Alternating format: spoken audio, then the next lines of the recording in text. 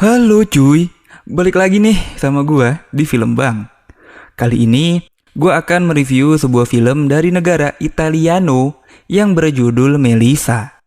Film ini bercerita tentang seorang gadis yang bernama Melissa yang mulai merasakan gejala pubertas. Dia pun melakukan banyak hal-hal dan mengeksplorasi hal-hal baru. Kira-kira apa aja nih hal-hal yang dilakukan Melissa? Langsung aja deh yuk kita tonton filmnya dan intro dulu lah ya.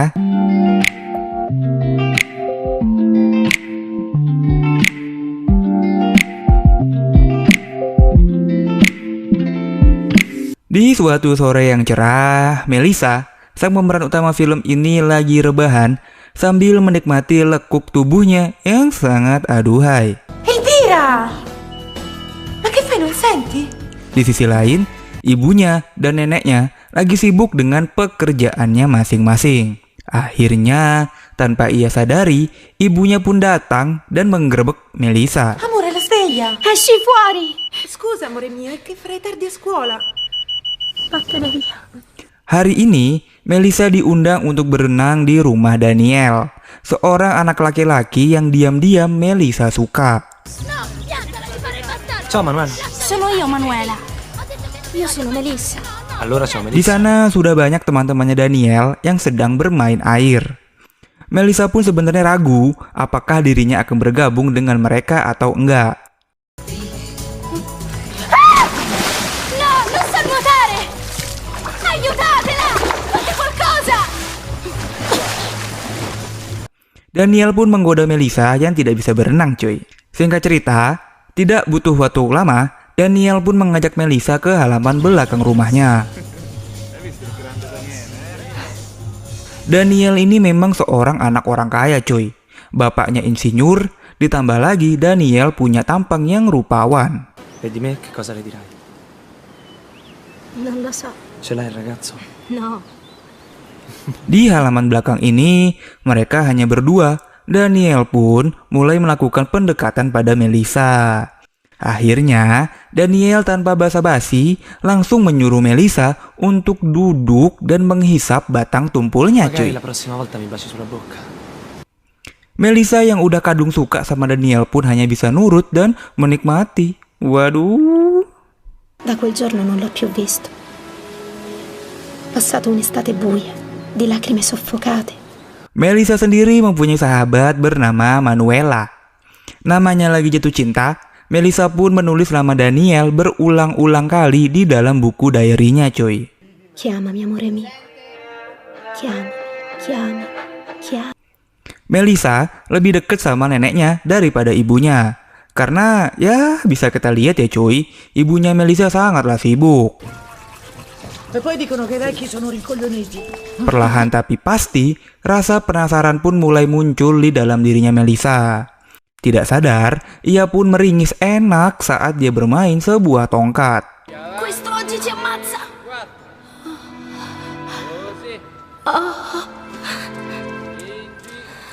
Hal ini pun disadari oleh temannya yang bernama Marco. Tongkat ajaibnya Marco pun auto tegak. Lo voglio. Ne sono sicura. Singkat cerita, Melissa pun menghampiri Daniel yang sedang bermain biliar. Menyadari ada sesuatu yang diinginkan Melissa, Daniel pun mengajak Melissa ke rumahnya.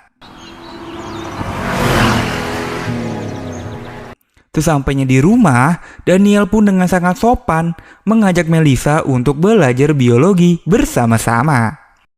Posso farti una domanda? Mi vuoi baciare? Sì. Ti va di farlo con me?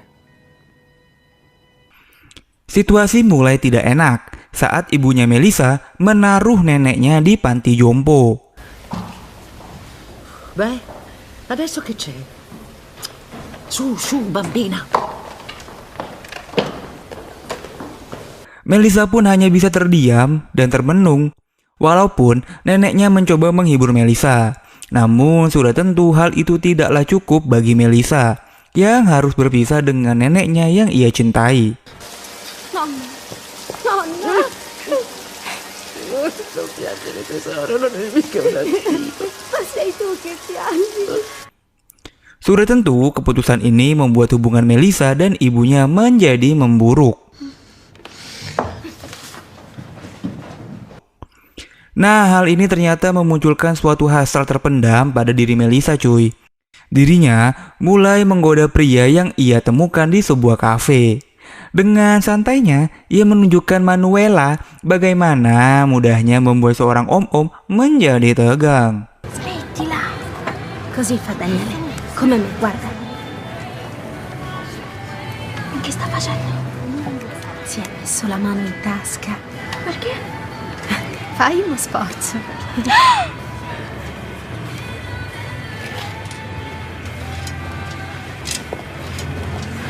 Che vuoi fare?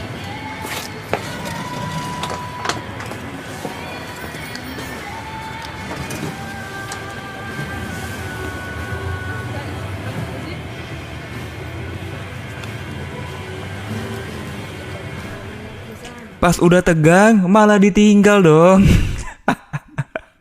Gokil nih anak. Apa yang Melissa lakukan tadi hanyalah untuk menutupi kesedihan dan kekosongan dirinya ditinggal oleh sang nenek yang ia cintai. Makanya cuy, pas neneknya menjenguk Melissa, seneng banget lah dia ini. Apalagi si nenek bener-bener sayang lah sama cucunya. 180 derajat berbeda sama ibunya. Dopo colpo,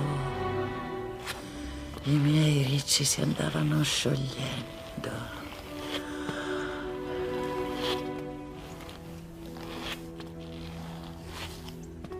Oh, a quanto stiamo? 34. Ma perché dobbiamo arrivare proprio a 100? Tiba-tiba, Daniel menelpon Melissa untuk mengajak dirinya belajar biologi lagi. Melissa pun langsung datang ke rumah Daniel seperti biasa. Ti posso chiedere se vuoi venire da me? Subito. Per fare l'amore. Cioè come l'altra volta? Molto meglio. Ti ho preparato una sorpresa. Melissa. Sei ancora lì? Melissa. Namun, di saat lagi enak-enak belajar, muncullah temannya Daniel yang bergabung bersama mereka. Awalnya si Melissa ini marah, tapi dengan penjelasannya dari Daniel, Melissa pun malah menunjukkan sisi dirinya yang tidak ada satu orang pun tahu. Kalau dirinya sangat ingin menikmati dan haus akan batang tumpul.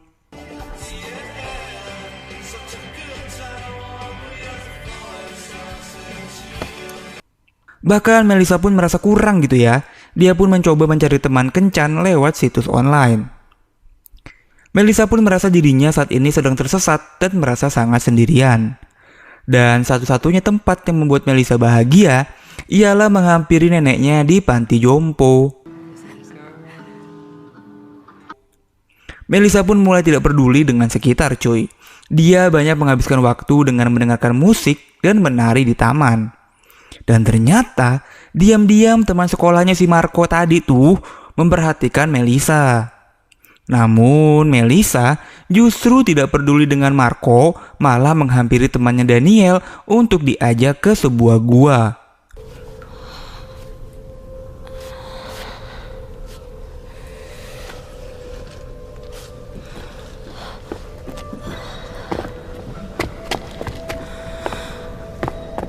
Yang ternyata di dalam gua ini sudah menunggu 5 orang pria yang siap memberikan pelajaran pada Melissa secara bersama-sama. Dengan mata tertutup, dia pun cuma bisa duduk dan menikmati tanpa bisa melawan.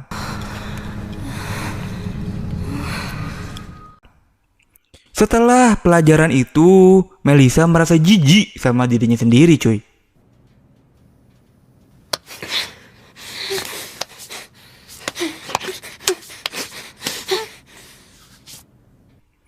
Apalagi orang-orang di sekolah tuh mulai tahu kalau Melissa ini bisa dinikmati secara bersama-sama.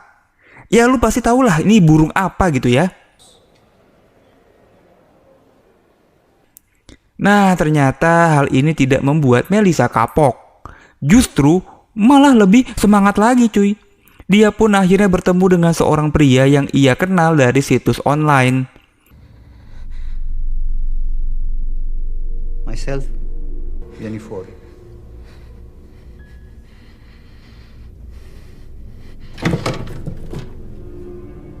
Namun ternyata olahraga bersama pria ini tidak sesuai dari harapannya Melisa.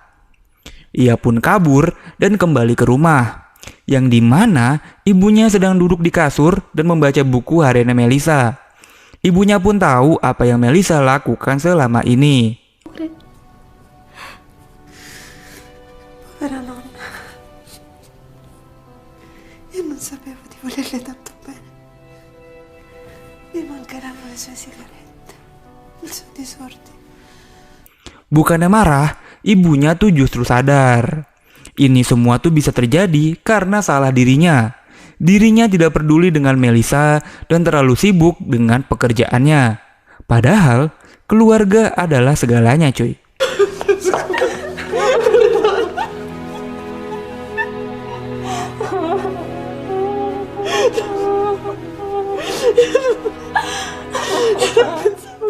Waktu pun terus berlalu. Melisa menjadi lebih dewasa. Dia pun sadar bahwa dirinya hanya dimanfaatkan oleh Daniel dan temannya. Apalagi Melisa melihat Daniel dan temannya lagi berantem mempeributkan masalah gadis mana lagi nih yang akan mereka ajak belajar bersama. Melissa.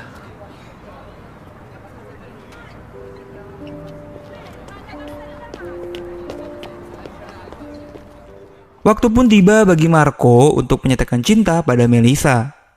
Marco memberikan buku diary yang berisi sketsa wajah cantiknya Melisa.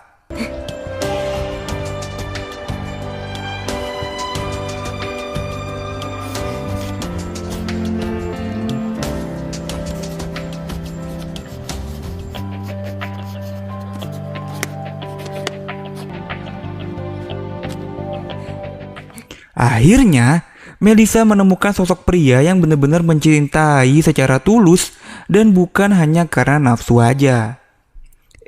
Tapi Daniel tidak menyerah gitu aja, cuy. Dia pun mencoba merayu Melisa untuk datang ke rumahnya karena dia lagi mengadakan sebuah pesta.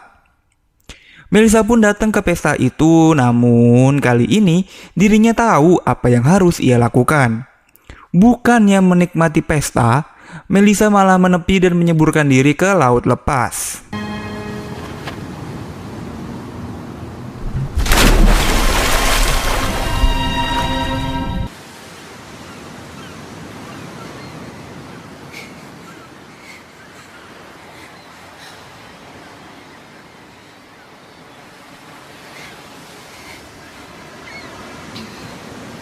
Sono proprio felice.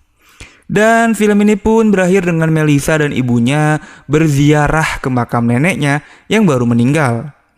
Mereka pun memulai hidup baru, lebih bahagia dan saling melengkapi sebagai ibu dan anak. Sekian cuy, alur cerita film Melisa yang rilis tahun 2005. Perasaan cinta yang tulus dari Melisa malah disalahgunakan oleh Daniel dan teman-temannya dengan membuat Melisa menjadi sebuah objek seksual. Justru tidak diduga-duga Marco datang pada Melisa dengan memberikan cinta yang tulus. Cailah. Gitu aja cuy dari gua. Semoga kalian suka nih sama review gua kali ini. Kalau suka ya subscribe dong. Yuk. Biar gua makin semangat nih mengontennya. Gua cabut dan bye-bye.